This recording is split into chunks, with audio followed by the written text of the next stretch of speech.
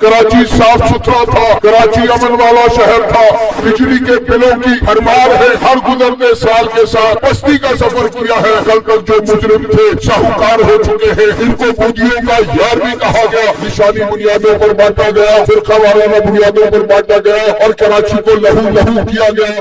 آپ کے بزرگ جنہوں نے وہ وقت دیکھا ہو وہ آپ کو بتائیں گے کراچی اچھا تھا، کراچی صاف ستھرا تھا، کراچی امن والا شہر تھا، کراچی تعلیم والا شہر تھا، وہ تہذیب والا شہر تھا، کراچی کا تمدن سب سے زیادہ اعلیٰ تھا۔ اور آج کے کراچی کی بات کریں تو سڑک نہیں، سیوریج نہیں، پینے کا جو پانی ہے وہ موجود نہیں، تعلیم موجود نہیں، علاج موجود نہیں، بجلی کے بلوں کی بھرمار ہے۔ اور اس کے ساتھ کراچی کے متعدد علاقے وہ ہیں کہ جہاں آج بھی لوڈ شیڈنگ جاری ہے۔ آج ہم پاکستان کے سب سے بڑے شہر میں بیٹھے ہیں، آج ہم سندھ کو 90% سے زیادہ بجلی دینے والے شہر میں بیٹھے ہیں، لیکن کیا یہ بات غلط ہے کہ ہم نے ہر گزرتے سال کے ساتھ بستی کا سفر کیا ہے؟ اللہ کی قسم عجیب عجیب مظاہر آپ کو اس ملک میں دکھائی دے رہے ہیں۔ کل تک جو مجرم تھے شاہکار ہو چکے ہیں، اقتدار کی مشنتیں ان کے لیے لگنے والی ہیں۔ ان کو چور بھی کہا گیا، ان کو ڈاکو بھی کہا گیا، ان کو لٹیرا بھی کہا گیا، ان کو ملک دشمن بھی کہا گیا، ان کو بودیوں کا